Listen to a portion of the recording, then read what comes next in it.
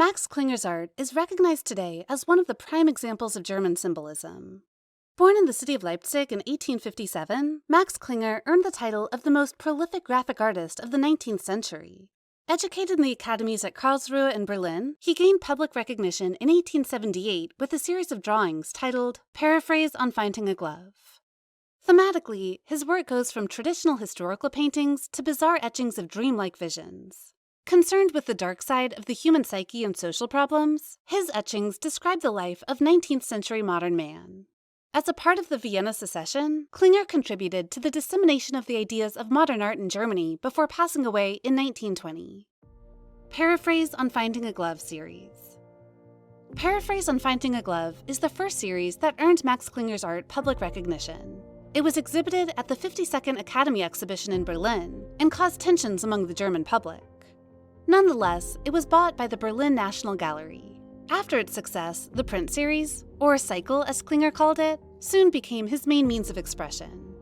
In the first drawing, we see a skating rink where a number of people enjoy themselves, similar to contemporary magazine illustrations.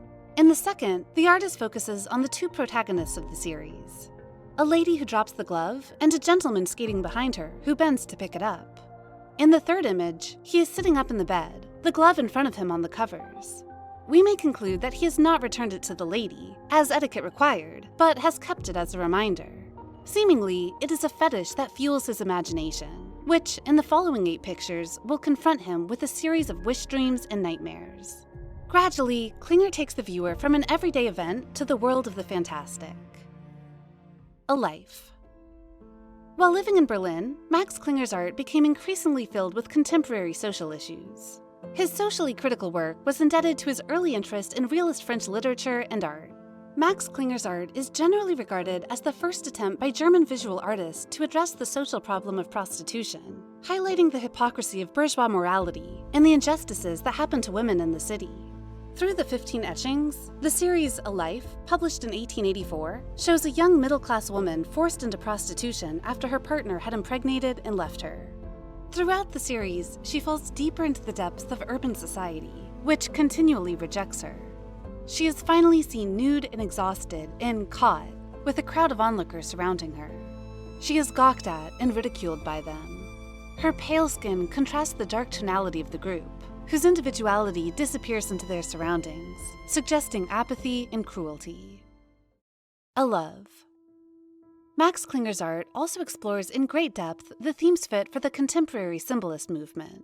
He was acquainted with Arnold Böcklin in 1887, who is considered by art historians as one of the most important representatives of German symbolism. The same year, Klinger took up Böcklin's way of presenting a narrative. While living in Rome, Klinger produced yet another print series based on social criticism, titled A Love. Through the etchings, we follow a modern Berlin woman who is pursued by a suitor. Over the course of the series, he seduces, impregnates, and abandons her, leaving her to die in childbirth. We can see Böcklin's influence through the abandonment of naturalism in representing a narrative. In A Love, the narrative is rather evoked, with examples being a woman guided by an allegorical figure of shame toward death, a shadowy figure that snatches her infant in the last scene. On Death 2. During the 1890s, Klinger began working on his last major cycle, On Death 2, which was eventually published in 1910. For these 12 plates, he drew upon the well-established theme Totentanz, Dance of Death, in German art. Similar to a lot of 19th century German artists, Klinger was interested in this theme throughout his career, building upon the iconographic tradition of Renaissance artists such as Hans Holbein the Younger. His prints imply, rather than show death as the ultimate equalizer. The first image, titled Night, a masterpiece by itself, depicts a man, probably the artist himself, lying beside a moonlit path, apparently contemplating the meaning of life. At the point the path disappears in the dark, we see a lily and a butterfly, symbolizing human purity and the soul's return to its origins at the end of life. Another print from the series is The Philosopher, which is considered the best work technically in the series. The figure of the philosopher had devoted a lifetime of intellectual labor to discover the secrets of things. Despite all his efforts, his mirror reveals only his unchanged and unchangeable self. Works inspired by Darwinism. Similar to the philosophy of Friedrich Nietzsche, the evolutionary theory of Charles Darwin played an important role in Max Klinger's art and worldview. Klinger's interest in Darwin's works began at the age of 18. His graphic art probes the mysteries of human behavior and psychology, particularly those affected by biological drives. Some of his earliest graphic art from the mid-1870s documents Darwin's theory of the struggle for existence and the struggle for mates. Klinger's sketchbook from 1874 to 77 contained scenes of violence and sexuality, many of which became sources for his later prints.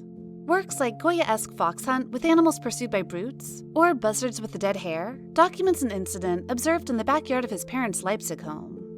The dark side of nature's food chain is grimly depicted in Siesta 1, from his first published graphic series, Etched Sketches. In it, two lobsters enjoy an after-dinner siesta next to the carcass of a fish they have consumed.